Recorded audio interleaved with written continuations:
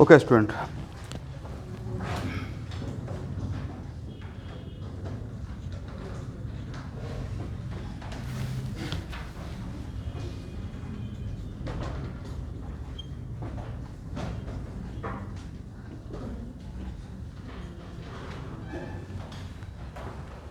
Motion under gravity.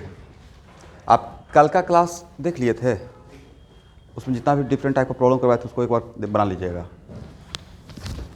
तो actual में motion under gravity के लिए सबसे पहले तो आपको एक क्लियर होना चाहिए कि what the meaning of motion under gravity.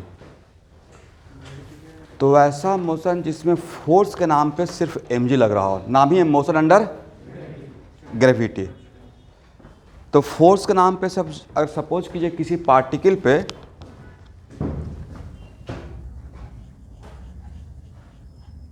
किसी पार्टिकल का मोशन हो रहा है और उस पर और कोई भी फोर्स नहीं लग रहा है, फोर्स के नाम पे सिर्फ क्या लग रहा है? mg लग रहा है। अपार्ट फ्रॉम mg अगर कोई भी फोर्स लगना और भी extra for like air drag, air resistance या बायंसी फोर्स या व्हाट एवर, या आप टेंशन से ही स्ट्रिंग का एक फोर्स लगा रहे हैं, तो उसको फिर हम लोग मोशन अंडर ग्रेविटी नहीं बोलेंगे, मतलब बिल्कुल भी नहीं बोलेंगे, ठीक है। तो यहाँ पे सिर्फ अगर फोर्स के नाम पे mg लगेगा तो एक्सेलरेशन क्या हो जाएगा?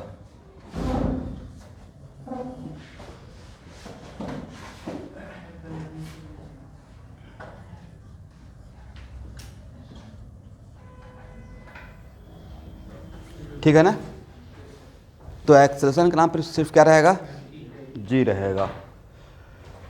तो एक्चुअल में एक केस ऑलरेडी हम लोग अभी जस्ट पढ़े, आपको मैंने पढ़ाया one dimensional motion x axis को लेकर। तो ये भी वन डायमेंशनल मोशन ही है। अब इसका हम लोग वर्टिकल मोशन बोल दिए, बट टू डायमेंशनल नहीं है। क्या है? तो ये हो गया one dimensional motion along by axis मान लीजिएगा वर्टिकल डायरेक्शन को, करेक्ट। और उसमें भी आसान वाला केस है। आसान इजी केस क्यों रहेगा? क्योंकि यहाँ पे एक्सेलरेशन कांस्टेंट रहेगा। क्या रहेगा? वेरिएबल या कांस्टेंट? कांस्टेंट रहेगा। तो जब कांस्टेंट रहेगा तो वही तीन इक्वेशन से काम चलाना है। कौन कौन सा? V Y equal to U Y plus A Y into T रहेगा। उसके बाद delta Y equal to U Y T plus half A Y T square रहेगा। अब V Y square equal to U Y square plus two A Y delta Y रहेगा। तो ये difficult वाला situation है, आसान वाला है? आसान वाला है। आसान होने के वजह क्या रहा? एक्सेलरेशन टाइम के साथ वेरिएबल नहीं है, करेक्ट है ना। तो एक लाइन लिखिए ये दिखाने के बाद, if force is only mg,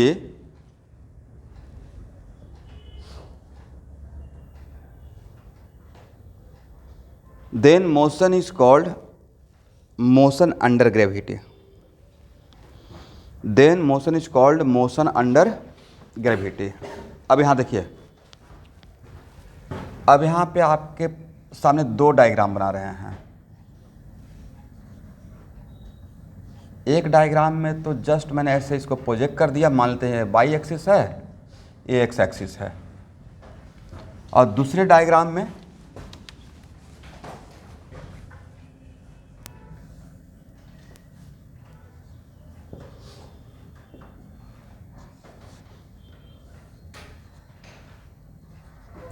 ऐसे प्रोजेक्ट करते हैं। आपके सामने दो फिगर है, correct. Once you project the particle, जैसे ही आपके हाथ से प्रोजेक्ट हो गया, प्रोजेक्ट करने के टाइम पे हम लोग एक इम्पल्स लगाते हैं, बट वो मोमेंटली ऐसे फेंक दिए, काम खत्म। तो उसके बाद तो इसके पास इस पे फोर्स के नाम पर सिर्फ mg लग रहा है, तो इस मोशन को क्या बोलेगा, motion under gravity in one dimension. क्या बोलेंगे, मोशन अंडर ग्रेविटी इन, तो वन डायमेंशन सर क्यों, तो कोऑर्डिनेट के नाम पे एक ही कोऑर्डिनेट चेंज हो रहा होगा। यही था ना पहला क्लास में, one dimensional motion, to dimensional motion और थ्री डायमेंशनल मोशन का definition in Cartesian system. But जब इसे प्रोजेक्ट करेंगे तो situation is just like this, correct. But जैसे ही प्रोजेक्ट करते हैं अभी भी तो इस पर फोर्स के नाम पर सिर्फ mg लगते रहेगा। तो ये क्या रहेगा, motion under gravity in two dimension, motion under gravity in इसका मतलब दोनों डायग्राम में हम लोग का तो डिफरेंस क्या है, तो पहले हम लोग motion under gravity in one dimension पढ़ेंगे, फिर क्या पढ़ लेंगे, टू डायमेंशनल मोशन, और उसमें भी 99% केस में आपको यही सिचुएशन रहता है, ठीक है। और इसको हम लोग क्या नाम देते हैं, तो भाई ये भी प्रोजेक्टाइल है, किसी को फेंक दिए, प्रोजेक्ट कर दिए, राइट। प्रोजेक्टाइल मोशन क्या कोई अलग दुनिया का मोशन है, या it is kind just like two dimensional motion. It is also a projectile motion in one dimension, it is also a projectile motion in two dimension, correct. But हम लोग इसके साथ ज़्यादा फेमिलियर हैं, करेक्ट है ना। तो ये लिख लीजिएगा, motion under gravity in one dimension, इसको लिखिएगा motion under gravity in two dimension. Two dimension क्यों हुआ, क्योंकि सर इसमें दो कोऑर्डिनेट टाइम के साथ चेंज हो रहा है।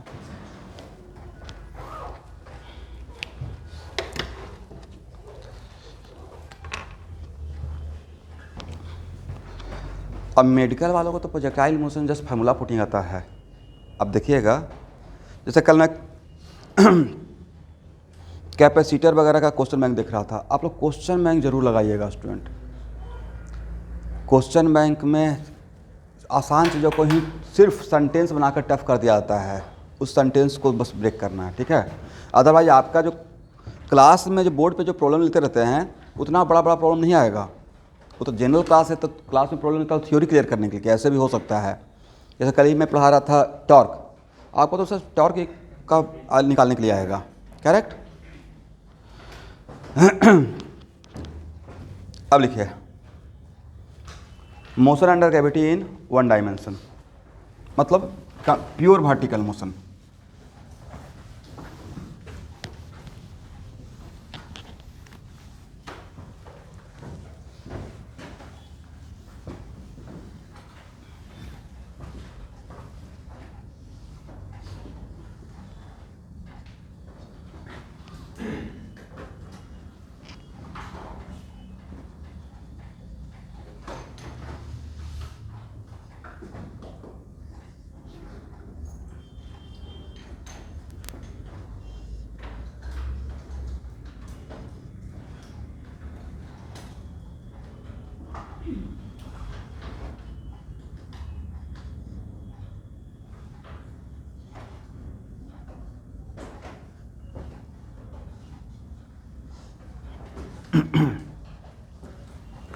यहाँ देखिए, t इक्वल टू 0 पे u इक्वल टू क्या लिखिएगा, इनिशियल वेलोसिटी, और according to my coordinate system बोलिएगा, जो मैंने डायग्राम बनाया उसके अकॉर्डिंग बात करेंगे। किसी वेक्टर को लिखने के लिए क्या लिखते हैं, उसका मैग्नीट्यूड और डायरेक्शन। तो मैग्नीट्यूड u हो गया, और डायरेक्शन के लिए क्या लिखिएगा, जे कैप, ये लिखते हैं ना। और भाई एक्सेलरेशन किधर रहेगा, तो पार्टिकल ए से बी तक जाते रहे या बी से ए तक आते रहे, acceleration due to gravity change होगा, acceleration due to gravity change नहीं होगा। मैं तो वेक्टोरियल सेंस में बोल रहा हूँ, मतलब ना ही मैग्नीट्यूड चेंज होगा और ना ही डायरेक्शन, करेक्ट। तो पार्टिकल ए पे हो, बी पे हो, या इसके बीच में कहीं भी हो, एक्सेलरेशन तो ऑलवेज जी नीचे की तरफ लगता रहेगा, हाँ या ना, करेक्ट। इसका मतलब ए इक्वल टू लिख सकते हैं G according to my coordinate system minus J, magnitude हो गया जी और डायरेक्शन क्या हो गया माइनस जे, क्यों, क्योंकि अलॉन्ग निगेटिव वाई एक्सिस। तो ये जो जी माइनस जे रहेगा, ये ऊपर जाने के टाइम पे रहेगा, नीचे आने के टाइम पे रहेगा, या ऑल टाइम पे रहेगा। अगर मोशन अंडर ग्रेविटी है तो according to my coordinate system अच्छा जी प्लस जे होगा या नहीं होगा?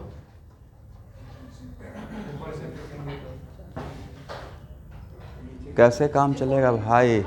एक मिनट, ऊपर से नीचे फेंकेंगे तो प्लस हो जाएगा? कुछ भी नहीं। ठीक है, ऊपर से नीचे इसको फेंक दिए, करेक्ट? आपका ही बात, ए तो ए हो गया, करेक्ट? बट एम जी कितना लगेगा?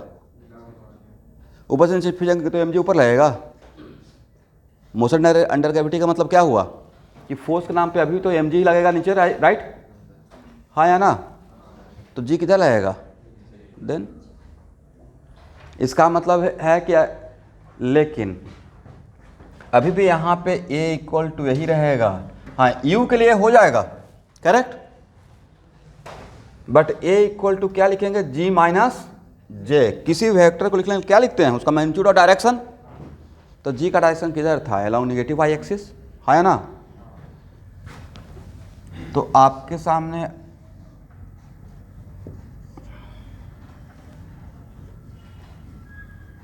चलिए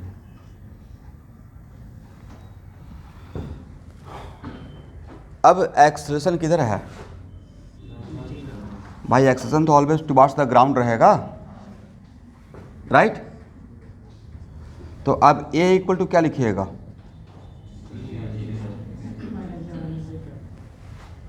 माइनस जे अब नहीं होगा, ए प्लस जे और माइनस जे, ये जी पे डिपेंड कर रहा है, आप पे डिपेंड कर रहा है कि आपने कैसा कोऑर्डिनेट सिस्टम बनाया है, किसको बनाया है। इसका मतलब है कि जब जेड हम लोग किसको देख के लिखते हैं? प्लस जे लिखते हैं पॉजिटिव वाई एक्सिस को देखकर, अब माइनस जे किसको देख के लिखते हैं? जो आप प्रॉब्लम सॉल्व करने के लिए अपना एक कोऑर्डिनेट सिस्टम फ्रेम किया, right?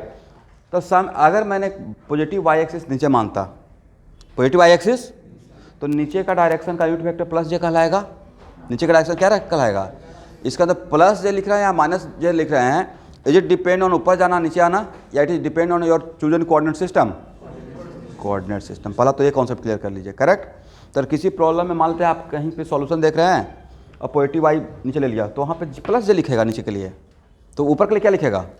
Minus J. But 99% case में तो हम we are very much familiar with this coordinate system, plus Y ऊपर लेते हैं। बट ये तो मेरी मर्जी है ना, ऐसा भी तो ले सकते हैं, करेक्ट? तो यहाँ पे ए लिखेंगे, बट ऐसा कोऑर्डिनेट सिस्टम रहेगा तो क्या लिखेंगे? लिखिए लिखिए लिखिए। तो क्लियर हो गया ना कि प्लस जे या minus J, is it depend on ऊपर जाना नीचे आना, या it is very much depends on your chosen coordinate system? Okay, बहुत सिंपल बात है भाई, पकड़ के रखना है। किसी वेक्टर को लिखने के लिए उसका मैग्नीट्यूड चाहिए और उसका डायरेक्शन, और डायरेक्शन किस बात पर डिपेंड करेगा कि आपने कैसा फ्रेम बनाया है। इसको हटाया जाए, इन दोनों डायग्राम को।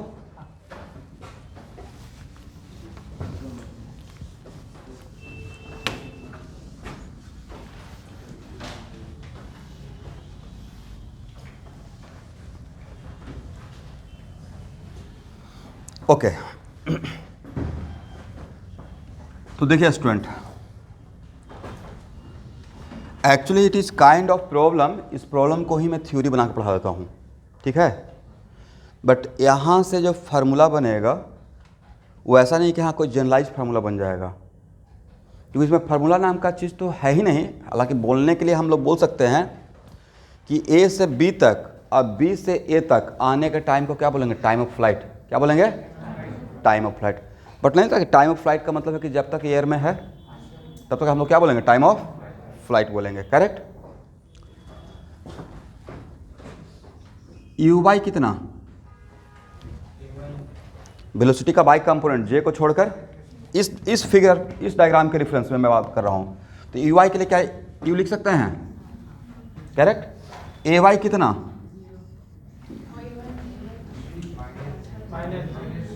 माइनस जे। क्या रहेगा? ए वाई इक्वल टू कोई प्लस जी हो सकता था या नहीं हो सकता था? यस, अभी तो डायग्राम बनाया है, ऐसा रहता तो क्या रहता? प्लस जी। तो समझ गए, माइनस जी और प्लस जी किस पे डिपेंड करता है? ऊपर जाने नीचे आने पे या कोऑर्डिनेट सिस्टम पे? कोऑर्डिनेट सिस्टम पे। और बाई नोट कितना है एवरीवन? इनिशियल बाई क्या रहेगा? By note initial by coordinate क्या रहेगा? बाई नोट रहेगा। अब चलिए अब यहाँ बताइए कि इससे रिलेटेड आपसे क्या क्या क्वेश्चन पूछा जा सकता है, वही डिस्कस कर लेते हैं, उसी को पढ़ा दिया जाएगा। पहला तो इसमें पूछा जा सकता है, और एक मिनट, जितना कुछ भी पूछा जाएगा तो एक्सेलेरेशन कांस्टेंट हो गया, तो जो भी निकालने के लिए पूछा जाएगा आपको नहीं लगता सर इसी से ले देकर काम चलाना पड़ेगा? हाँ या ना? एक इक्वेशन तो मेरा काम का ये रहेगा, दूसरा क्या रहेगा? U by T plus A Y T square. अब V Y square equal to what? U Y square plus 2ay। इसका मतलब यहाँ पे जितना भी चीज़ आपको निकालने के लिए बोलूँगा तो उसके लिए आपके पास 3 ही ब्रह्मास्त्र है, क्योंकि एक्सेलेरेशन कांस्टेंट के लिए इन 3 से ही काम चलाना है, जो भी निकालने के लिए, चाहे टाइम ऑफ फ्लाइट हो या व्हाट एवर, राइट, या कोई भी ग्राफ प्लॉटिंग करना हो। सबसे बढ़िया बात तो ये लगा, यहाँ देखिए कि सर एक्सेलेरेशन तो कांस्टेंट हो गया, तो डेल्टा बाई वर्सेस टी का ग्राफ पैराबोलिक होगा। क्या होगा?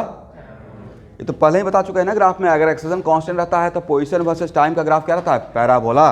ये मैं नहीं बोल रहा हूँ, क्वेश्चन बोल रहा है, all quadratic represent what? Parabola. तो डेल्टा वाई वर्सेस टी हो, डेल्टा वाई वर्सेस टी मतलब डिस्प्लेसमेंट, या वाई वर्सेस टी हो, क्या रहेगा? पैराबोला रहेगा। डेल्टा वाई वर्सेस टी करेंगे तो ओरिजिन से स्टार्ट करेंगे। डिस्प्लेसमेंट का ग्राफ फॉलोज कहाँ से स्टार्ट होता है? ओरिजिन से। बट बाई का इज इट कंपलसरी कि ओरिजिन से स्टार्ट होगा? वो तो बाई नोट से स्टार्ट होगा ना भाई। कहाँ से स्टार्ट होगा? बाई नोट से, करेक्ट। अब बाई नोट जीरो हो भी सकता है और नहीं भी हो सकता है। दूसरी बात, अगर एक्सेलेरेशन कांस्टेंट रहेगा, अब देखिए इसी पे क्वेश्चन 2017 या 18 के जेईई मेन में बस इस इक्वेशन पे ग्राफ पूछा गया है। अब बच्चे इसको भी अगर नहीं बना के आएंगे कि स्ट्रेट लाइन होता है, इसका मतलब ठीक से पढ़े ही नहीं, मतलब इतना भी रिवीजन नहीं किया कि हाँ एक्सेलेरेशन कांस्टेंट के लिए लीनियर इक्वेशन आता है, इसका ग्राफ क्या रहेगा? स्ट्रेट लाइन रहेगा। और वो स्ट्रेट लाइन कहाँ से पास करेगा? कैसे काम चलेगा? काम चलेगा? तो बोलिए कि सर ये डिपेंड करता है इस बात पे कि अगर यू वाई जीरो नहीं है तो ओरिजिन से पास नहीं करेगा, बट अगर यू वाई जीरो है तो कहाँ से पास करेगा? ओरिजिन से, करेक्ट है ना?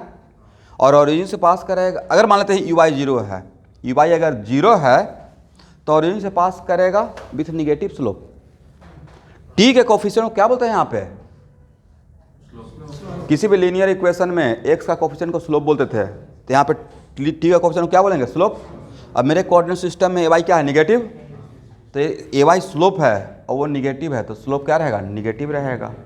इसका मतलब है कि इसका ग्राफ स्ट्रेट लाइन रहेगा, तो वह स्ट्रेट लाइन ओरिजिन से पास कर भी सकता है और नहीं भी कर सकता। ओरिजिन से पास करेगा जब ई वाई क्या रहेगा? जीरो। और जब ई वाई जीरो नहीं रहेगा तो इंटरसेप्ट, तो ओरिजिन से पास नहीं करेगा। तो नहीं देता कि सर थोड़ा सा एक मिनट लिखना नहीं है, सब कुछ लिखवाएंगे, पहले माहौल बना लेते हैं, राइट। सुनिए, पहले कहानी सुनिए आप लोग।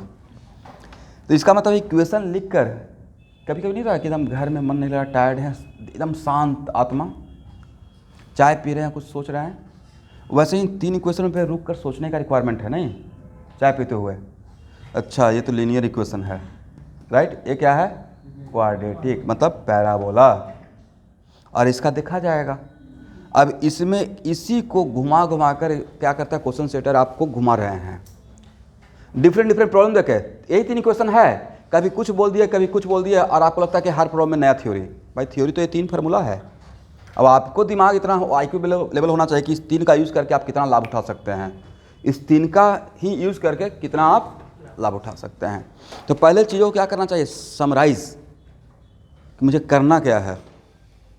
जैसे कल के क्लास में ही मैं एक्सेलेरेशन वेरिएबल का ले रहा था, अगर एक बार रुक कर नहीं बोलते कि कितना तरीके से वेरी हो सकता है, तब तो लगता है अच्छा कि तो बिल्कुल टफ वाला जोन है। अब आप उसको क्या कर दिए? सांप कर दिए, भाई 3 ही तरीके से वेरी होगा, और तीनों तरीका में कैसे प्रोसीड करना है, पहला स्टेप वो क्लियर, तो क्वेश्चन बनेगा ही बनेगा, 100% बनेगा।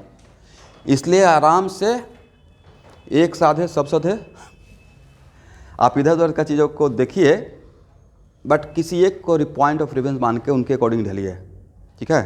नहीं तो क्या होगा ना कि अभी आपका वो सब लेवल नहीं है। ये सब सारे बच्चों को मैं बोलता हूँ, अचानक से अगर मैं आपको बोल दूँगा 10 बुक फॉलो कीजिए, खिचड़ी हो जाएगा पूरा। इसलिए सीखने के टाइम पे एकदम धीरे धीरे किसी एक टीचर को रेफरेंस मानकर आगे बढ़िए। बाद में जब आपका नॉलेज बढ़ जाएगा तब हर एक चीज़ को आप कोरिलेट कर पाएंगे कि यहाँ पे ऐसा भी हो सकता था। तो ए रहेगा लीनियर, ए रहेगा क्या, पैराबोलिक, करेक्ट। और उसके बाद इसमें ट्रैजेक्टरी भी पूछा जा सकता था। क्या पूछा जा सकता है स्टूडेंट, ट्रैजेक्टरी। तो सर लेकिन इसमें ट्रैजेक्टरी का मतलब है, लेकिन ट्रैजेक्टरी तो यहाँ पे निकालने का कोई मतलब ही नहीं है, क्योंकि यहाँ पे बाई वर्सेस टी ही पूछा जाएगा।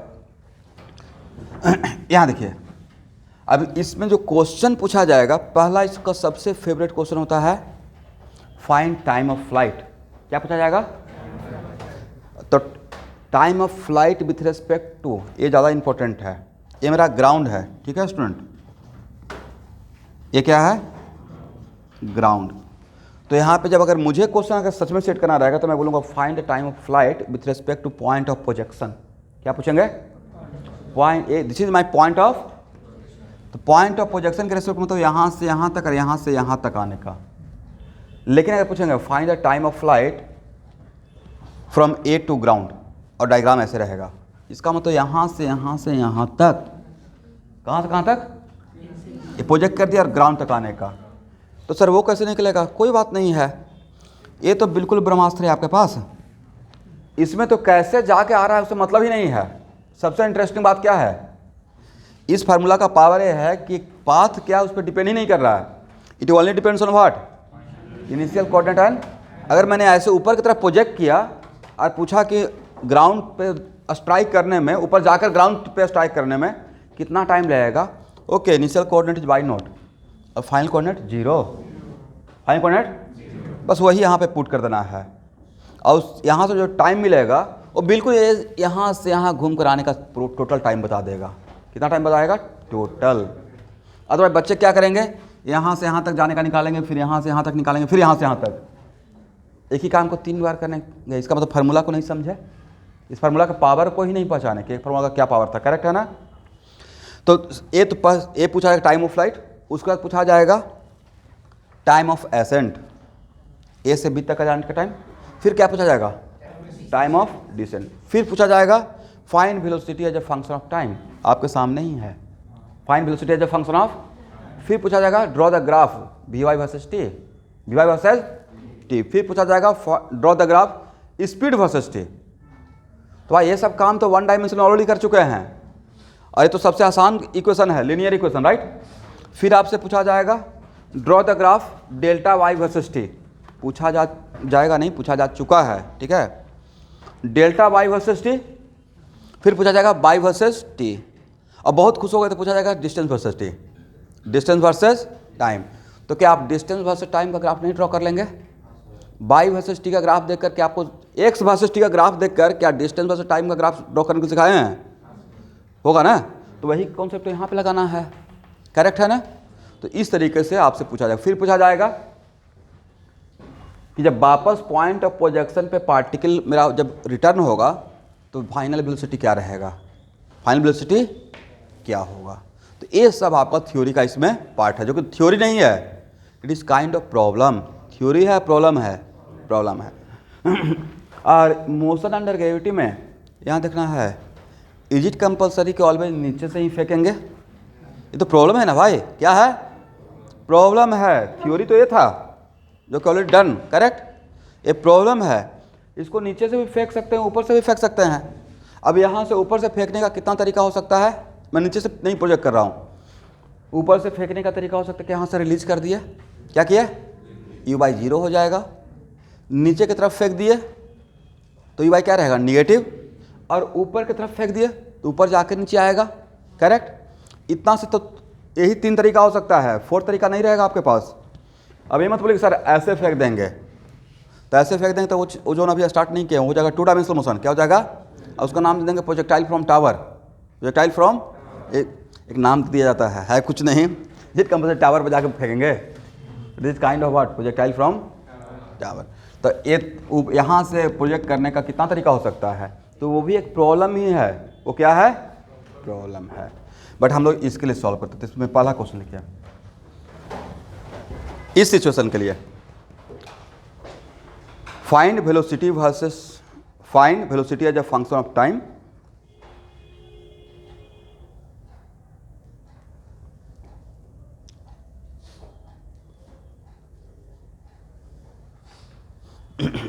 and draw Vy versus t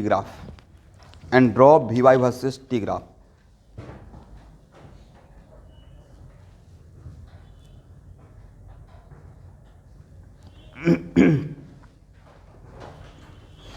चलिए अब यहाँ देखिएगा,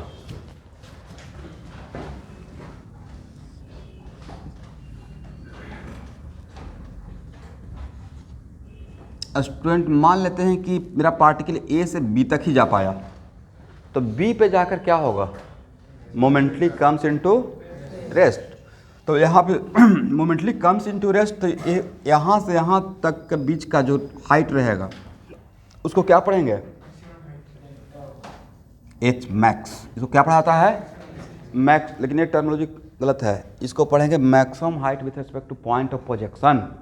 क्या रहेगा, लेकिन आपका एग्जामिनर ऐसे भी पूछ सकते हैं, फाइंड आउट, यहाँ प्रोजेक्ट करेंगे यहाँ से, बट बोलेंगे maximum height with respect to ground, तब क्या कीजिएगा, तब इसमें ए ऐड कर देंगे मॉडुलस लेके, इसमें ए निकाल लेंगे, इसमें ए ऐड करना पड़ेगा क्योंकि आप ग्राउंड से प्रोजेक्ट नहीं किए हैं, ग्राउंड से थोड़ा ऊपर से। Correct, it is not compulsory ना कि आप किसी चीज़ को फेंकने के लिए नीचे पहले बैठें उसके बाद फेंकें, आप अपना हाइट मेंटेन करते हुए तो प्रोजेक्ट कर सकते हैं। करेक्ट, दैट्स वाई टर्म में क्या रहेगा, मैक्सिमम हाइट किसके रेस्पेक्ट में पूछा गया है वो देख लीजिएगा।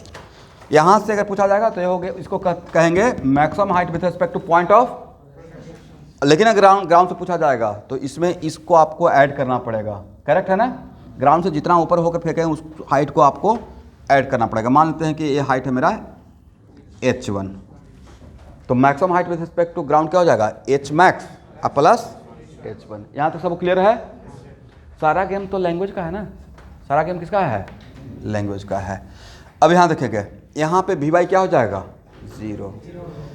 एक मिनट, तो क्या यहाँ पे जाके रुक जाएगा परमानेंटली,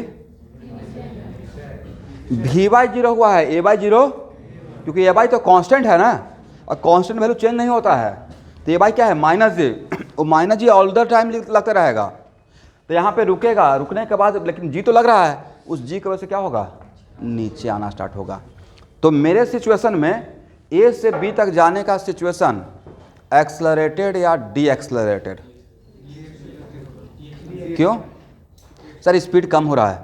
पहला लॉजिक तो क्या है, स्पीड कम रहा है, और दूसरा लॉजिक सर ए से बी तक जाते हुए वी वाई तो पॉजिटिव है बट ए वाई निगेटिव है या ना, वी वाई क्या है, पॉजिटिव, और ए वाई बी से यहाँ तक आते हुए V Y negative, A Y negative, V Y negative और ए वाई नीचे आ रहा है भाई, तो नीचे आने के मतलब moving along negative Y axis, तो उसका वी वाई क्या रहेगा, निगेटिव, और ए वाई भी क्या है, दोनों का साइन इक्वल हो गया, तो this is case of what, accelerated. Correct है ना, और ऐसे भी आप लॉजिकली जानते हैं बी से ए तक आते हुए स्पीड कम होगा, स्पीड ज़्यादा होते रहेगा, ज़्यादा होगा। करेक्ट,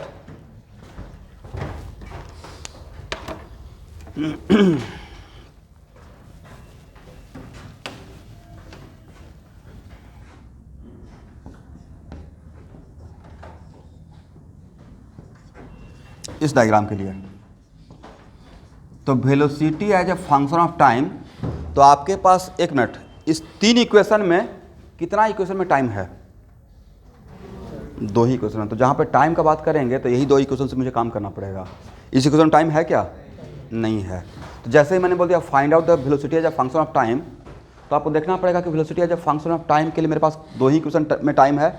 ओके, इसको लगाना है। करेक्ट, तो वी वाई इक्वल टू, अभी क्या हो जाएगा, V Y equal to U Y के बदले क्या पुट करेंगे, यू मेरे डायग्राम में, और ए वाई के बदले क्या पुट करेंगे, yes -g into what, T.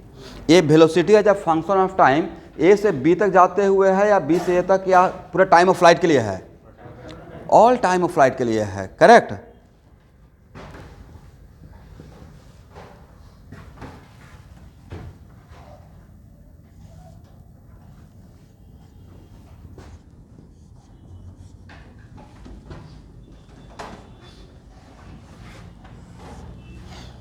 चलिए स्टूडेंट, यहाँ देखिए, इसका ग्राफ कैसा ग्राफ होगा? t=0 पे आपका वी वाई क्या है? u, correct. इसका मतलब यहाँ पे है u प्लस u ना, और इस पॉइंट से ऊपर जाएं या नीचे आए? क्यों नीचे आएंगे? यस, ये ग्राफ रहेगा। और यहाँ पे वी वाई क्या हो गया बताएं? यहाँ पे वी वाई क्या हो गया? 0। मतलब ये पॉइंट मेरा बी रहा होगा, ये पॉइंट क्या रहा होगा, और ये पॉइंट क्या है? ये है, करेक्ट। अब बी के बाद आफ्टर वी वाई क्या रहा है? ये रिटर्न होने का टाइम है, तो बी से जब वापस आएगा तो उसका वेलोसिटी वी वाई क्या रहेगा? पॉजिटिव रहेगा या निगेटिव रहेगा? निगेटिव, इसलिए नीचे आ गया, करेक्ट। ये दिखा दीजिएगा। तो यहाँ देखिए, ए से बी तक जाने का टाइम को देखिए, टाइम ऑफ एसेंट कब तक बोलते हैं?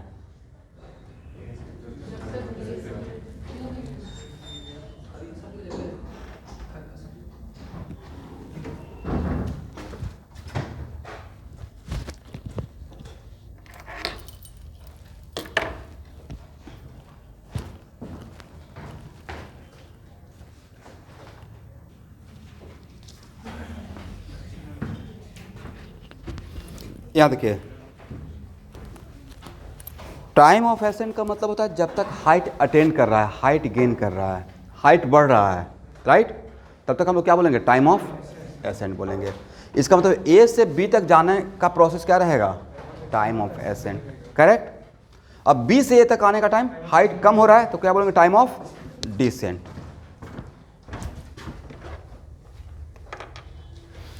तो क्या हम लोग यहाँ से t=0 से अगर स्टार्ट किए हैं तो जब b पे पहुँचा तो उस टाइम को क्या टाइम ऑफ एसेंट बोल सकते हैं?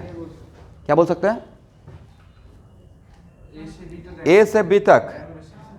तो यह a पे, जब a पे था तो उस टाइम को t=0 बोल रहे हैं, तो a से b तक जाने का टाइम को क्या बोलेंगे? Time of. तो इस पॉइंट को क्या टाइम ऑफ से नाम से दे सकते हैं? ड्रॉ कर लीजिए।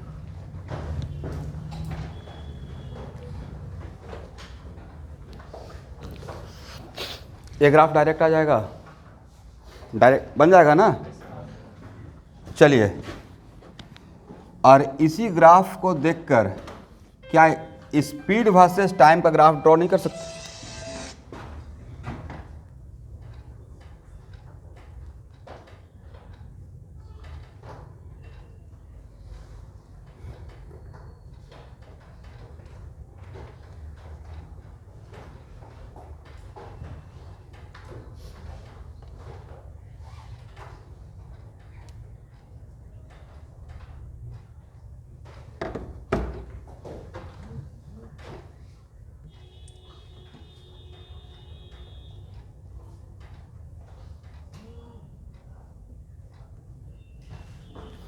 इस ग्राफ को देखकर हम लोग स्पीड वर्सेस टाइम का ग्राफ ड्रॉ कर पाएंगे? यहाँ से यहाँ तक तो ग्राफ सेम रहेगा, और उसके बाद ये पॉइंट कौन सा रहेगा? और यहाँ पे t क्या रहेगा? स्पीड वर्सेस टाइम का मतलब वी वाई का मॉडुलस वर्सेस t, राइट। तो ये रहेगा टाइम ऑफ एसेंट।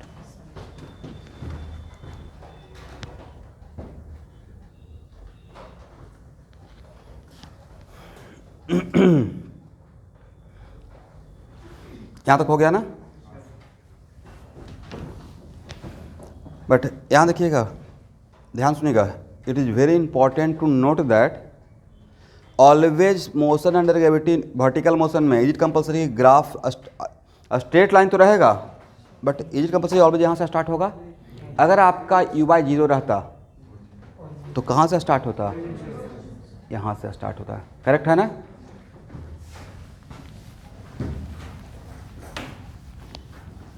उसका भी सिचुएशन ले लेंगे, प्रॉब्लम के थ्रू सिचुएशन ले लेंगे, ठीक है।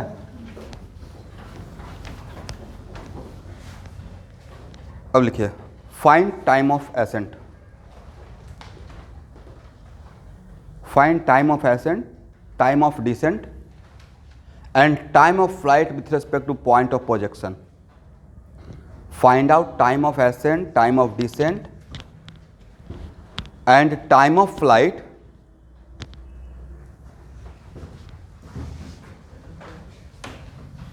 with respect to point of projection.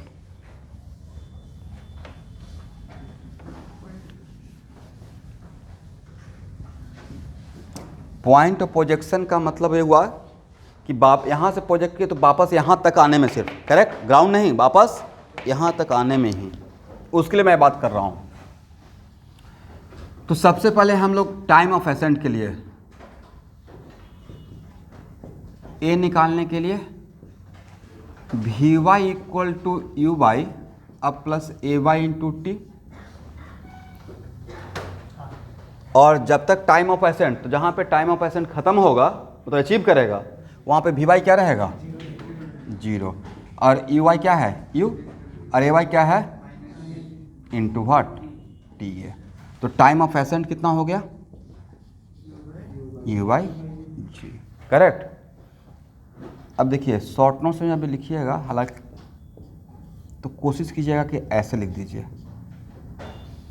इसके पीछे का वजह है कि जब आपको प्रोजेक्टाइल मोशन भी पढ़ाते रहेंगे, प्रोजेक्टाइल मोशन, तो वहाँ भी टाइम ऑफ एसेंट होता है, प्रोजेक्टाइल मोशन इन 2 डायमेंशन, इस टाइप का प्रोजेक्टाइल में, करेक्ट।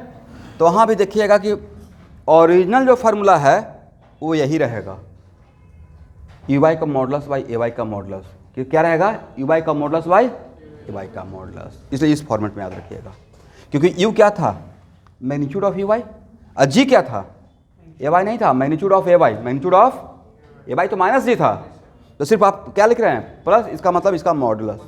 तो ये फार्मूला को ध्यान से देख लीजिएगा।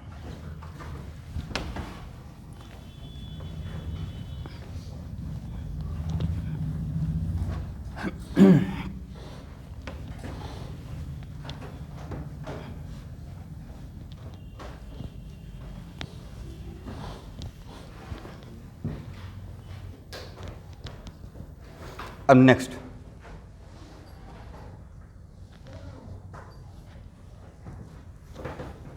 बोलिए टाइम ऑफ फ्लाइट कैसे निकलेगा स्टूडेंट, आपको टाइम ऑफ फ्लाइट निकालना है, करेक्ट, और आपके पास 3 ही फार्मूला है, कौन सा फार्मूला से टाइम ऑफ फ्लाइट निकलेगा, इससे निकलेगा सर, ई वाई तो पता है, बट वी वाई जब वापस आएगा तो वी वाई अभी आपको पता नहीं है, वी वाई आपको पता कुछ देर के बाद पता चल जाएगा, दूसरी बात है, बट अभी आपको पता नहीं है। तो ए भी अननोन, ए भी अननोन, 2 अननोन, एक इक्वेशन सॉल्व होगा, नहीं होगा। लेकिन अगर सेकेंड इक्वेशन, तो टाइम निकालने का 2 ही इक्वेशन मेरे पास था, ये नहीं काम करेगा तो यहाँ पर जाएंगे। सेकेंड इक्वेशन में डेल्टा वाई कितना, 0, तो डेल्टा वाई पता है, यू वाई पता है, ए वाई पता है, ओनली अननोन क्या रहेगा, टी रहेगा, तो यहाँ से निकल जाएगा, correct.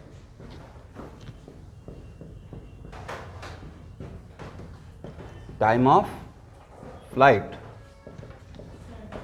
1 minute student, with respect to point of, बोलिए,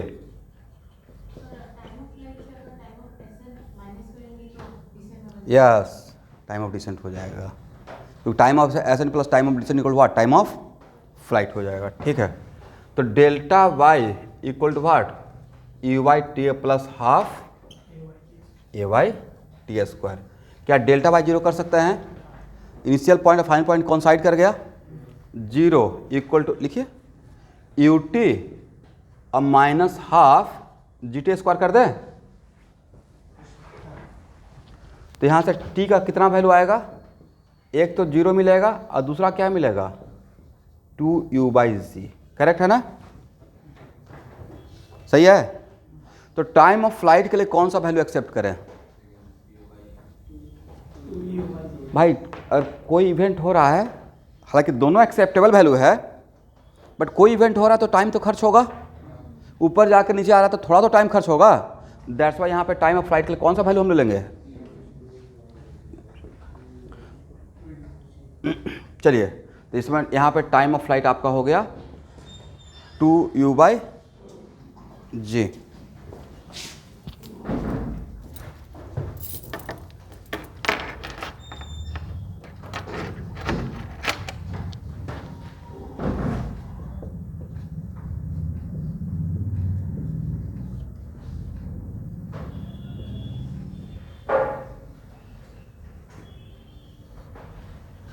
ये लिख लीजिएगा, है 2u/g, बट उसी को मैं स्टैंडर्ड फॉर्म में कन्वर्ट कर रहा हूँ, 2u का मॉडुलस डिवाइडेड बाई ay का मॉडुलस। तो देखिएगा जो आपको प्रोजेक्टाइल मोशन पढ़ाएंगे 2 डायमेंशन में, तो उसमें भी टाइम ऑफ फ्लाइट का यही फार्मूला आएगा। ऐसे नो डाउट आप लोग जानते होंगे 2u sin θ/j, 2u sin θ/, आप प्रोजेक्टाइल मोशन में तो डैम से सब लोग रटे हुए होंगे, करेक्ट है ना? हाँ या ना भाई? इसको देखने का रिक्वायरमेंट है। u sin θ वहाँ पे u/, था u sin θ क्या था, अजी क्या था, a/, का मैग्नीट्यूड नहीं। तो ए फार्मूला और ए फार्मूला डिफरेंट है या सेम है? देखने का जहाँ नज़रिया अलग है। आपने क्या किया, बस u/, के बदले u sin θ वहाँ पे लिख दिया, करेक्ट? तो एक्चुअली वहाँ भी यही फार्मूला मिलने वाला है, ठीक है ना?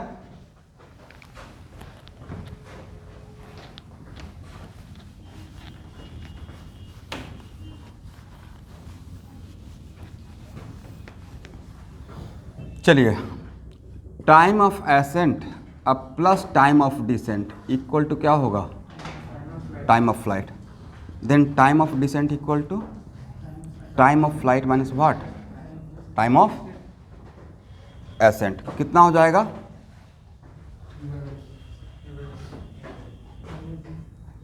u/g, करेक्ट है ना? मतलब but it is very important to note that time of ascent और टाइम ऑफ डिसेंट इक्वल हो गया। इक्वल तभी होगा जब आप पॉइंट ऑफ प्रोजेक्शन के रेस्पेक्ट में बात किए हैं। किसके रेस्पेक्ट में? ऐसा नहीं कि यहाँ से जब वापस आया तो ग्राउंड पे आ गया, तो उस टाइम पे क्या टाइम ऑफ एसेंट और टाइम ऑफ डिसेंट इक्वल रहेगा या थोड़ा ज़्यादा टाइम खर्च हो जाएगा? थोड़ा ज़्यादा टाइम खर्च होगा, करेक्ट? बट इस केस के लिए, जिस केस के लिए मैं डील कर रहा हूँ, तो time of ascent equal to time of descent equal to what, time of flight by 2। यहाँ तक क्लियर है? देखिए, find the velocity of particle, same diagram के लिए find the velocity of particle when particle return back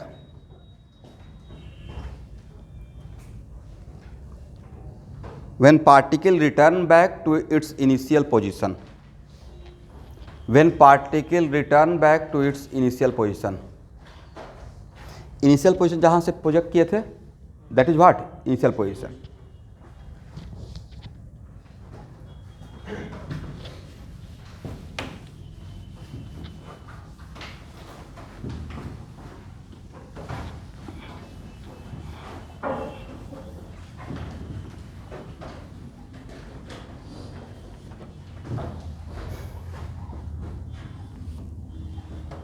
यहाँ तक हो गया ना? तो यहाँ देखेंगे Vy इक्वल टू u/, अब प्लस ay इंटू टी। एक मिनट देखिएगा, u/, क्या है यहाँ पे आपका u, इसका मतलब चीज़ों को आप यहाँ से u/, मतलब इनिशियल वेलोसिटी, मतलब आप यहाँ से काउंट करना स्टार्ट किए, और जब वापस पार्टिकल जाकर जब वापस आया, तो जब वापस आया तो उसका वेलोसिटी क्या है, वो फाइनल वेलोसिटी। तो इसमें टाइम कौन सा पुट करेंगे, time of ascent, time of descent, या total time taken? Total time taken. और टोटल यहाँ से यहाँ तक का सिचुएशन आप बोल रहे हैं, करेक्ट? तो सर यहाँ से यहाँ तक क्यों? क्योंकि आप यहाँ का ही वेलोसिटी आप यहाँ पे पुट करने वाले हैं, initial velocity, correct? Initial velocity का मतलब यहाँ पर से आप चीज़ों को काउंट करना स्टार्ट किए। That's why Vy equal to u/, के बदले क्या पुट करेंगे, u माइनस जी, और यहाँ पे कितना, टाइम ऑफ फ्लाइट। तो कितना हो जाएगा, u और माइनस जी और 2u/g, हाँ या ना? तो कट कुट के क्या हो जाएगा, माइनस u हो जाएगा। किस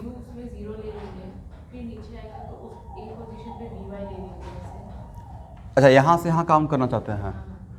हाँ, तब यहाँ से काउंट, जब यहाँ से यहाँ तक बात करना चाहेंगे तो यहाँ पे t इक्वल टू 0 मान लीजिएगा। क्या मानिएगा, t इक्वल टू 0, एग्री ना? जिस दो इंटरवल के बीच आप, जिस दो टाइम के बीच में आप काम करना चाहते हैं, टाइम इंटरवल तो उसी का लेंगे। तो यहाँ से यहाँ तक का टाइम इंटरवल कितना रहेगा भाई, यू बाई जी रहेगा। क्या रहेगा? तो यहाँ से यहाँ तक का लेना चाहेंगे तो यहाँ पे यू बाई क्या आपका हो जाएगा? 0। तब भी वही सेम आंसर आएगा। मैं क्या कर रहा हूँ, चीज़ों को यहाँ से काउंट कर रहा हूँ, ये मेरी मर्जी है ना। तो यहाँ पे अगर टी को 0 मान रहे हैं तो अब वापस लौट कर यहाँ पे ही निकालना चाह रहे हैं वैल्यू, रिटर्न बैक, जाने के टाइम का नहीं, जब वापस आया तो जब मैं यहाँ से स्टार्ट कर रहा हूँ तो यहाँ से यहाँ तक का टाइम पुट करूँगा। आंसर पे कोई फ़र्क पड़ेगा? नहीं पड़ेगा, क्योंकि एक्सेलरेशन भी कांस्टेंट है, राइट। दैट्स वाई यहाँ पे मैंने क्या किया, t = 0 मैंने प्रोजेक्ट करने का टाइम लिया, तो वापस जाकर वापस आने में कितना टाइम खर्च हो जाएगा? टाइम ऑफ फ्लाइट कितना मिलेगा? -u/। उनका कहना था कि सर बी से ए तक के लिए काम नहीं कर सकते हैं, वहाँ से भी तो आंसर आएगा। मेरा आंसर है, क्वेश्चन है आंसर है बिल्कुल आएगा, बट बी से ए तक के लिए इनिशियल पॉइंट ये हो गया, फाइनल पॉइंट, तो यू बाई क्या कहलाएगा? 0। तब वी बाई इक्वल टू क्या लिखिएगा? You by plus A by into T. You by कितना? 0, ए बाई कितना? -g, और टी के बदले क्या पुट करेंगे? यू बाई जी पुट करेंगे। क्या पुट करेंगे? क्या आएगा? डिफरेंट आया है, सेम आया? सेम ही आया है। तो आंसर पे कोई फ़र्क पड़ा? बट यहाँ से आपने क्या सीखा?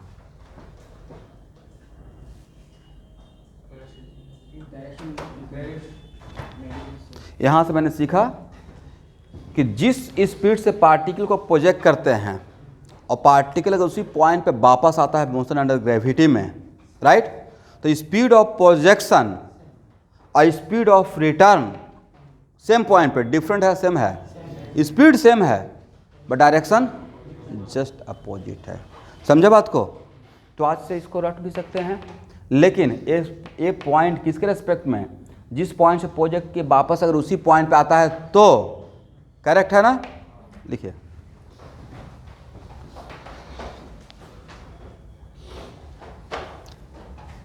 when particle return back to its initial position, when particle return back to its initial position,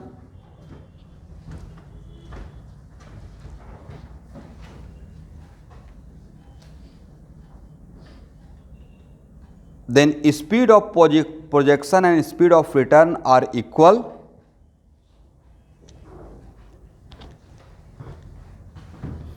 but direction is just opposite. But direction is just opposite. Speed of projection and speed of return, speed of projection and speed of return, जब वापस आए उस time पे का speed are same but direction is just opposite. ये तो सामने दिख भी रहा है भाई, ये बोलने का रिक्वायरमेंट है। प्रोजेक्ट के तो ऊपर डायरेक्शन था, नीचे आया तो किधर रहेगा? नीचे रहेगा, बट मैग्नीट्यूड डिफरेंट रहेगा, सेम रहेगा? सेम रहेगा।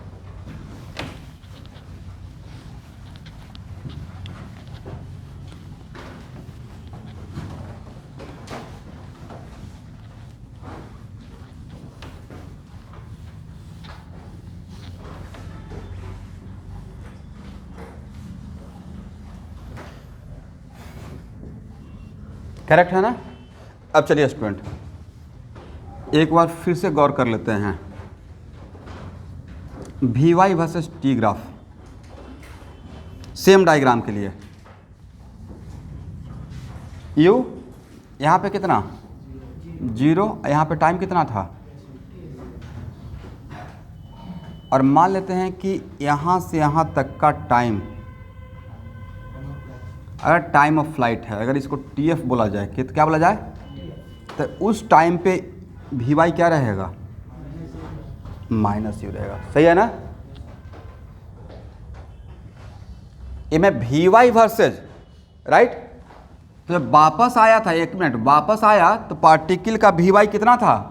अभी आपने निकाला है ना, -u, तो कितना हो जाएगा? -u। पार्टिकल अपना सफ़र ए से स्टार्ट किया, बी पे आया, अब वापस फिर कहाँ पे आ गया?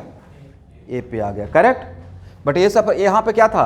जब हम लोग ऊपर फेंके थे, ऊपर जाकर बी पे आके रेस्ट में आ गया, अब वापस फिर कहाँ पे आया? ए पे। जब बट ए पे आया तो स्पीड तो सेम था, बट ऐसे क्या था? अपोजिट था। तो ये हो गया complete graph within whole time of flight, complete graph within whole time of flight, correct है ना? और यहाँ से यहाँ तक के बीच का इंटरवल को कौन सा टाइम बोलेंगे? टाइम ऑफ फ्लाइट और time of ascent. Time of flight में से टाइम ऑफ एसेंट को माइनस कर देंगे तो क्या रहेगा? टाइम ऑफ डिसेंट रहेगा। ये है टाइम ऑफ डिसेंट, करेक्ट है ना? बट यहाँ पे टाइम ऑफ डिसेंट नहीं लिखेंगे क्योंकि ये जो टाइम एक्सिस चल रहा है वो जीरो से मेजर कर रहा हूँ। कहाँ से मेजर कर रहा हूँ? जीरो से मेजर कर रहे हैं, करेक्ट। जब टी पे ऐसा करते हैं ना, T equal to 0, 1 second, 2 second, 3 second, something like this, तो यहाँ पे जो टाइम रहेगा वो एक्चुअली मैंने कहाँ से मेजर किया है? यहाँ से मेजर किया है, करेक्ट है ना? तब तो ग्राफ हो जाएगा।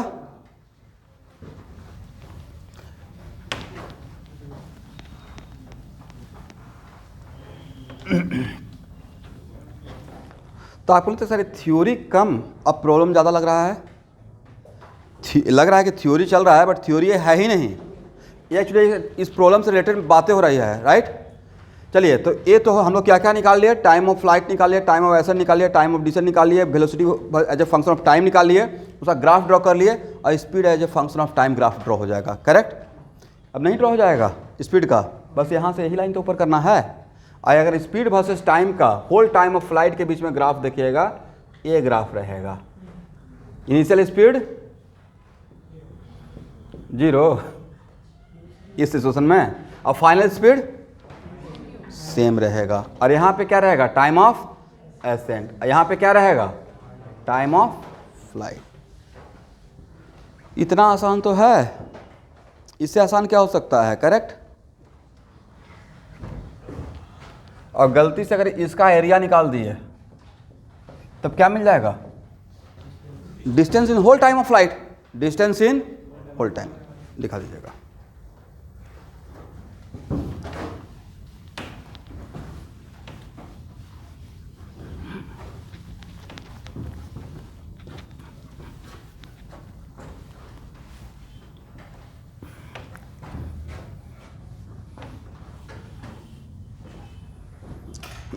देखिए, 10th 11th वाले मूविंग स्टूडेंट के लिए सबसे बड़ा डिफ़िकल्टी होता है ना, कोऑर्डिनेट सिस्टम को एक्सेप्ट करना, because they are very much familiar with कि ऊपर जा रहा है तो माइनस से कर देंगे, नीचे आ रहा है तो प्लस से कर देंगे, यही रहता है ना 9th 10th में। बट कोऑर्डिनेट सिस्टम पे जो कोऑर्डिनेट सिस्टम को जिसने पकड़ लिया वेक्टोरियल सेंस को, देखिए मैं डायरेक्शन को लेकर कितना कंसर्न रहता हूँ, और अलजेब्रिक क्वांटिटी को लेकर dx लेते हैं तो वहाँ पे डी अगर वो लेंथ को रिप्रेजेंट करता है तो मॉडल्स लगाते हैं। अगर dx पॉजिटिव है तो मॉडल्स हटा देते हैं, बट बोल देते हैं कि हाँ देखिए यहाँ पे मैं क्या सोच रहा हूँ। तो इस चीज़ एक्चुअली इस चीज़ को कंसर्न नहीं करेंगे तब थोड़ा डिफ़िकल्टी है। तब आप मतलब फिजिक्स को बस मार्क्स लाने के लिए सॉल्व कर रहे हैं बट फिजिक्स आप समझ नहीं रहे हैं। तो दो चीज़ें है, अब उतना टाइम तो है नहीं आप लोग के पास, इसलिए मुझे भी थोड़ा सा कभी कभी शॉर्टकट चलना पड़ता है।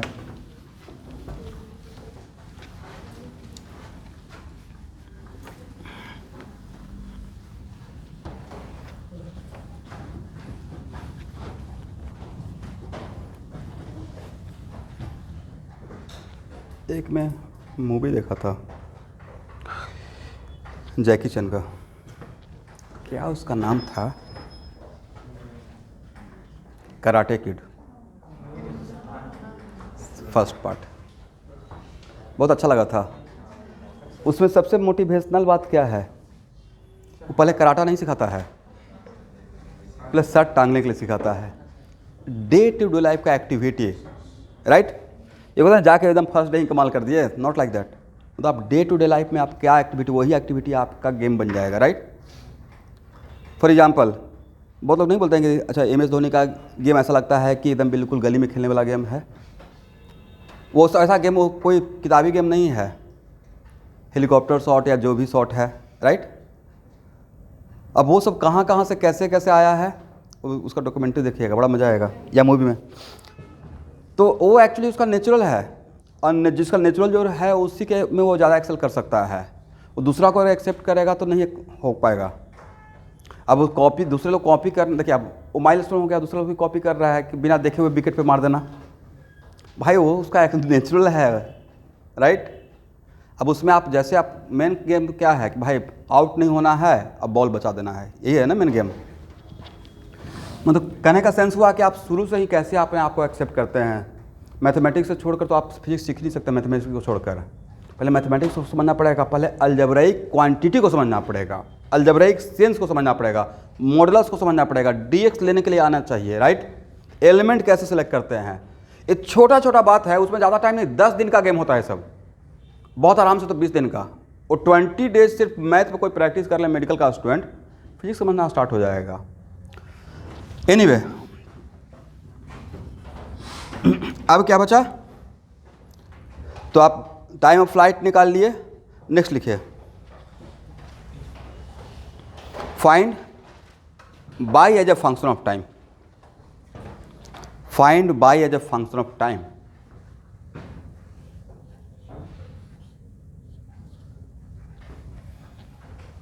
यहाँ देखिए स्टूडेंट, तो बाई एज, यहाँ देखिएगा 3 ही क्वेश्चन है ना जिसमें 2 में टाइम है, और Y as a function of time, क्योंकि आपको ग्राफ ड्रॉ करने के लिए आएगा वाई वर्सेस टी का और डेल्टा वाई वर्सेस टी का, करेक्ट। तो Y as a function of time देखते हैं, तो इस केस में आपको इस इक्वेशन का लगाएंगे, तो क्या लिखेंगे, यू बाई टी इस डायग्राम के लिए प्लस हाफ ए वाई टी स्क्वायर, और यहाँ पे क्या लिखेंगे, by minus y naught equal to what, u t अब minus half g t square. तो बाई इक्वल टू क्या होगा, यू टी अब minus half g t square plus what y naught. अब इसको बिल्कुल बढ़िया से क्वाड्रेटी के फॉर्म में सजा दिया जाए।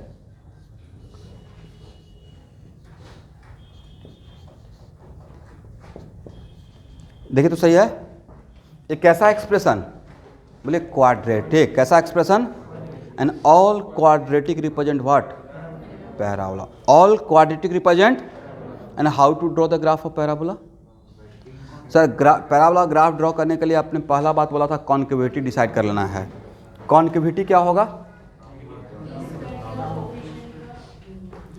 कॉन्केविटी डाउनवर्ड, क्योंकि टी एस और कोएफिशिएंट निगेटिव है, सॉरी जी भी रहेगा, तो एक कॉन्केविटी डाउनवर्ड। दूसरा क्या डिसाइड करने के लिए बोलते हैं, इसको डिफ्रेंशिएट करना है, राइट, इक्वल टू 0 करना है, उससे क्या मिल जाएगा, पैराबोला का हॉरिजॉन्टल एक्सिस का वर्टेक्स का कोऑर्डिनेट, पैराबोला में वर्टेक्स का हॉरिजॉन्टल एक्सिस का कोऑर्डिनेट, करेक्ट। और उस वहाँ से जो मिलेगा हॉरिजॉन्टल एक्सिस का कोऑर्डिनेट, उसको इसमें पुट कर देना है, तो वर्टिकल एक्सिस का कोऑर्डिनेट मिल जाएगा। तो मतलब कोई find the coordinate of the vertex, second point क्या था, find the coordinate of the vertex, और थर्ड पॉइंट क्या था, where it cut vertical axis, where it cut, और where it cut vertical axis के लिए क्या करते हैं, t equal to 0, draw the graph. सब लोग ड्रॉ कीजिए, तो एकदम बिल्कुल 100% करेक्ट, कोशिश कीजिए। और 3 मिनट में ग्राफ ड्रॉ कर देना है। Draw the graph of Y versus T.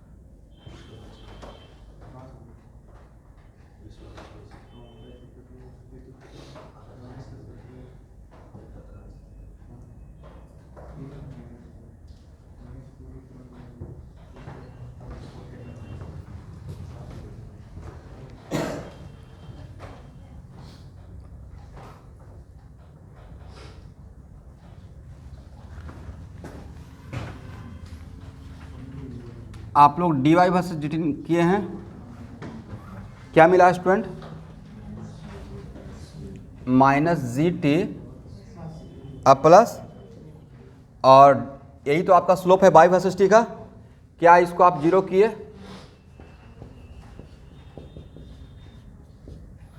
तो यहाँ पे -gt plus u equal to 0, then t equal to what? e by g. और इस t को कहाँ पुट कर देना है? यहाँ पुट करना है, correct?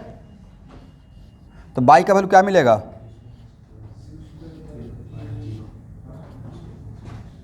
You square by twice J plus Y not. देखिए तो सही है। प्रॉब्लम क्या है? उस टी को यहाँ पुट करेंगे, राइट? पुट करने के बाद सॉल्व कीजिए तो क्या मिलता है? यही मिलना चाहिए।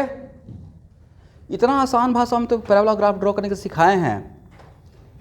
पहला काम था कि इसको डिफ्रेंशिएट करके जीरो करेंगे। इसमें क्या सोचते रहते हैं आप लोग? और उस वैल्यू को यहाँ पुट करेंगे, जो मिलेगा ये क्या रहेगा?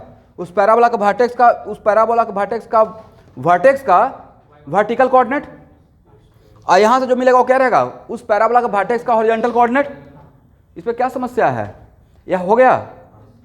चलिए अब थर्ड काम आपको करना बाकी रह गया। बोलिए कौन सा? Where it cut vertical axis. तो इसमें t इक्वल टू 0 पुट कर दीजिए। t इक्वल टू क्या मिला? तो वर्टिकल एक्सिस को कहाँ पे कट करेगा? बाई नोट पे।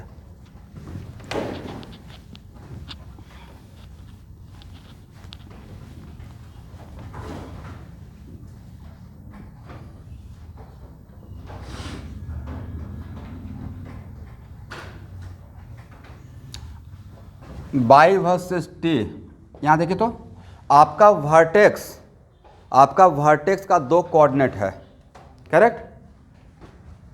एक कोऑर्डिनेट ए है और एक कोऑर्डिनेट ए है। दोनों कोऑर्डिनेट से कोई भी कोऑर्डिनेट नेगेटिव है या बोथ आर पॉजिटिव? मतलब वर्टेक्स फर्स्ट कोऑर्डिनेट में रहेगा बाई वर्सेस टी एक्सिस का, राइट?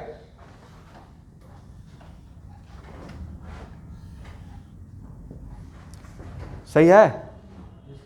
और यहाँ पे क्या रहेगा? By not. इस ग्राफ को इधर बढ़ाएंगे? क्यों नहीं बढ़ाएंगे?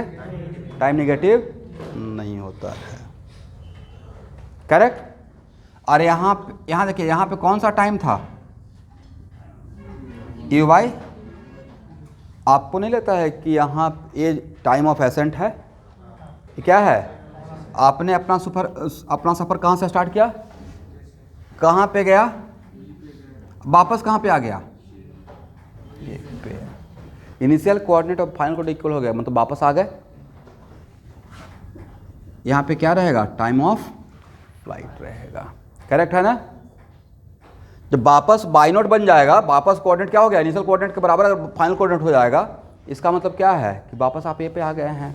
अब वापस ए तक आने का टाइम को क्या बोलते थे? Time of flight. इतना आसान तो ग्राफ था, सही है ना? चलिए इसी ग्राफ को देखकर डिस्प्लेसमेंट वर्सेस टाइम का ग्राफ ड्रॉ कीजिए।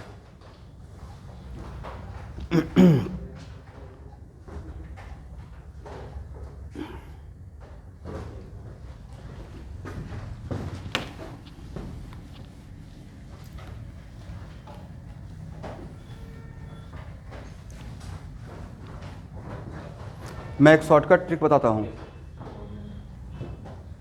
डिस्प्लेसमेंट बाई वर्सेस टी का ग्राफ देखने के बाद जब डिस्प्लेसमेंट वर्सेस टाइम का ग्राफ ड्रॉ करना रहेगा, तो सोचिए कि पूरा लोहे का फ्रेम है। पूरे ग्राफ को वैसे ही शेप में रखना है, बस इस बाई नोट को क्या करना है? ओरिजिन पे लाना है। क्या ले आइएगा? इनिशियल पॉइंट को, मतलब पूरा फ्रेम को इतना से नीचे खींच लेना है। कहाँ से? कितना से? बाई नोट से, करेक्ट? तो ए पॉइंट अगर यहाँ टच करेगा तो ए पॉइंट कहाँ रहेगा? यहाँ रहेगा। ए पॉइंट भी तो बाई नोट से नीचे आएगा, इस करेक्ट? ये shortcut trick delta Y versus T का ग्राफ ऐसा रहेगा, करेक्ट? तब यहाँ पे वैल्यू क्या हो जाएगा? U square by twice G, correct?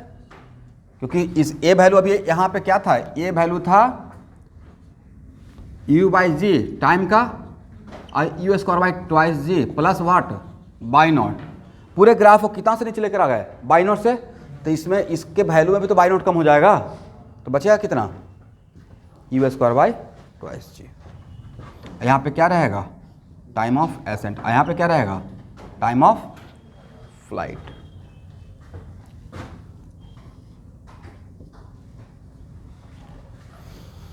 चलिए यहाँ तक समझ में आ गया सबको? एवरीवन अब ध्यान से देखिएगा। It is very important to note that क्या इस ग्राफ को देखकर डिस्टेंस वर्सेस टाइम का ग्राफ ड्रॉ कर सकते हैं, चाहे इसको या इसको, किसी को भी देखकर ड्रॉ करके दिखाइए।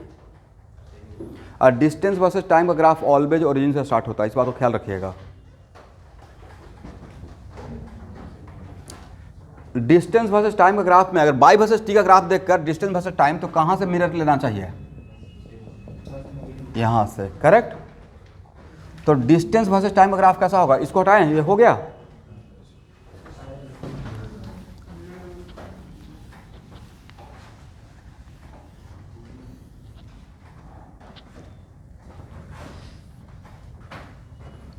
स्टूडेंट ए गैप कितना? U square by twice G, हाँ या ना? ए गैप पूरा है U square by twice G plus Y naught, और उसमें बाई नॉट माइनस कर देंगे तो बचेगा कितना?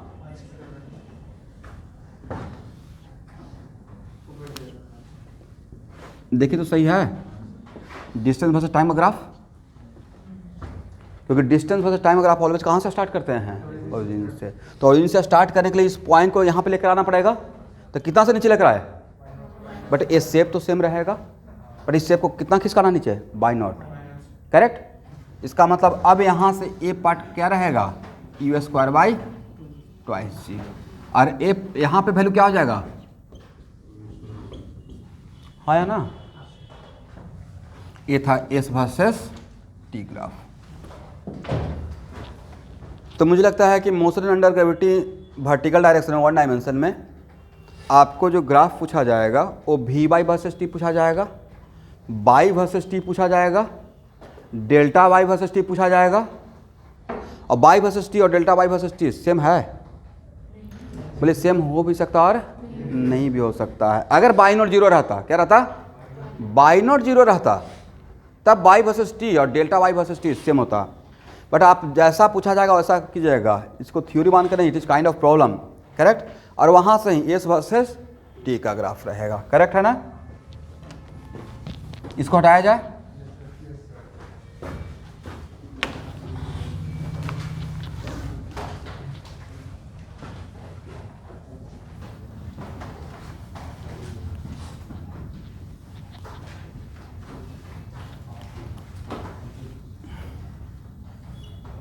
अब यहाँ देखें स्टूडेंट,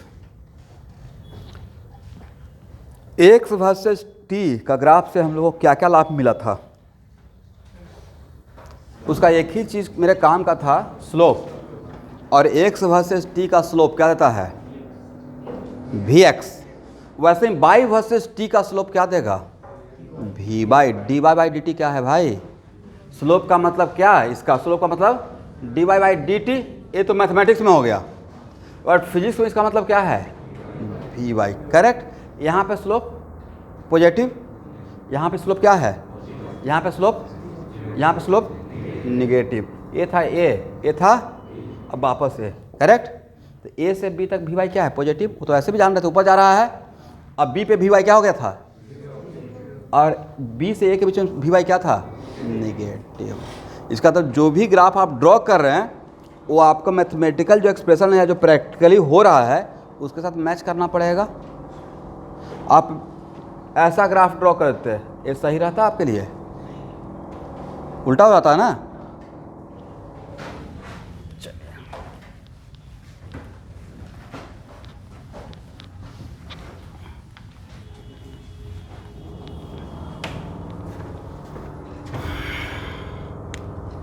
तो इसी क्लास को नेक्स्ट प्रोसीड करूँगा यहाँ से ही।